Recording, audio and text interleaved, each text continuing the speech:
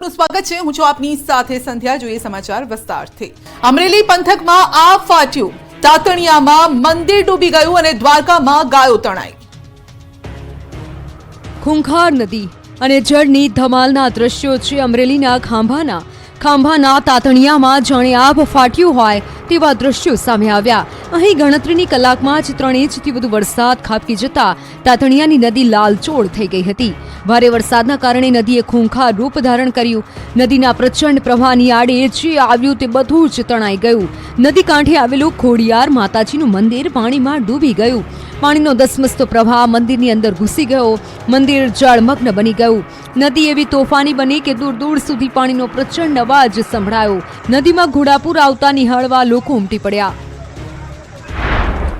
હવે આ નદીના રૌદ્ર સ્વરૂપના દ્રશ્યો જુઓ। આ પણ અમરેલી ધારીના છે।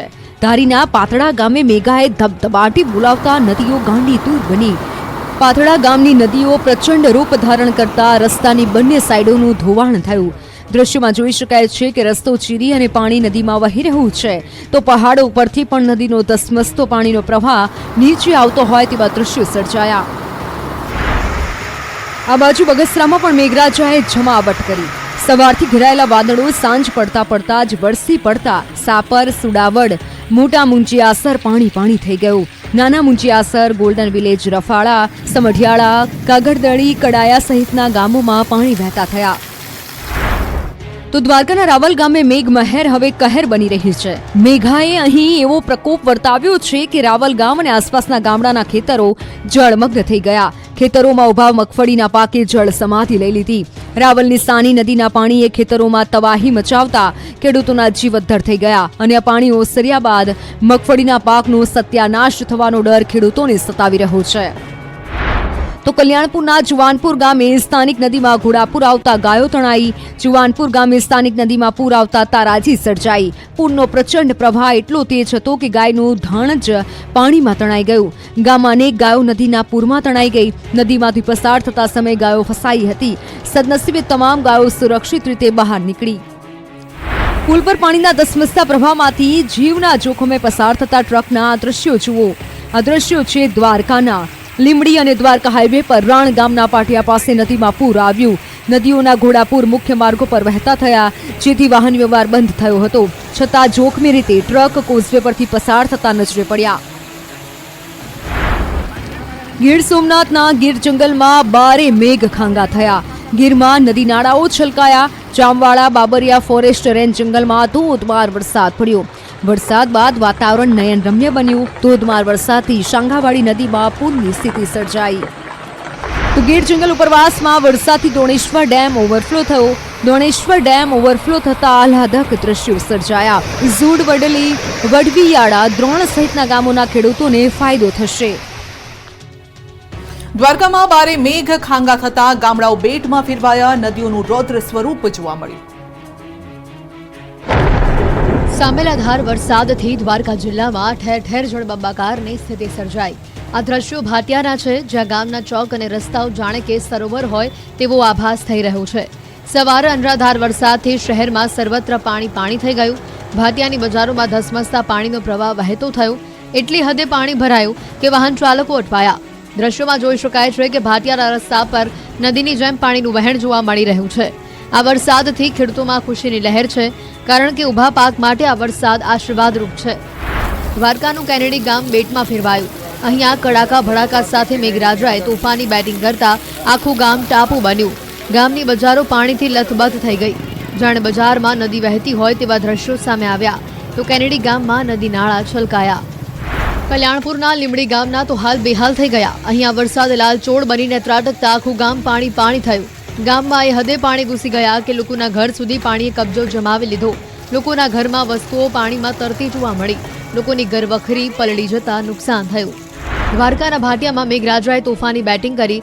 રસ્તા પર નદીઓ વહેતી થતા રોડ રસ્તા પાણીમાં ગરકાવ થઈ ગયા, જેના કારણે અનેક વાહનો પાણીમાં ફસાઈ ગયા। જુઓ આ દ્રશ્યો। ભાટિયાની બજારમાં પાણી હિલોડે ચડ્યું છે। નીચાણવાળા વિસ્તારમાં ઘર અને દુકાનોમાં પાણી ભરાઈ ગયા છે, જાણે જાહેરમાં જ પૂરના પાણી ઘૂસી ગયા હોય તેવી સ્થિતિનું નિર્માણ થયું।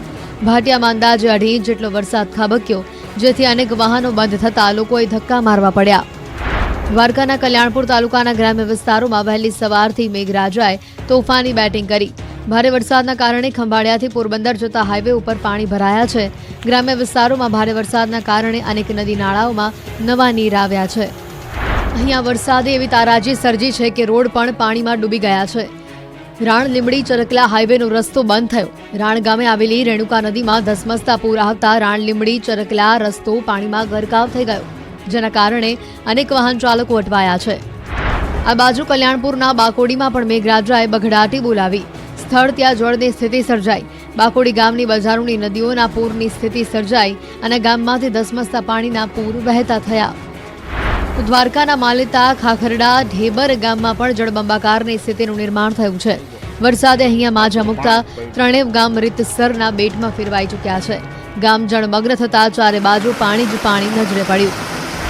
આ બાજુ દ્વારકાના રાવલ ગામમાં મેઘરાજાએ રેલમછેલ મચાવી. ધમાકેદાર બેટિંગ કરી બસ સ્ટેશન વિસ્તારમાં રોડ જળમગ્ન થઈ ગયા. રસ્તા પર જળ સામ્રાજ્ય જોવા મળ્યું.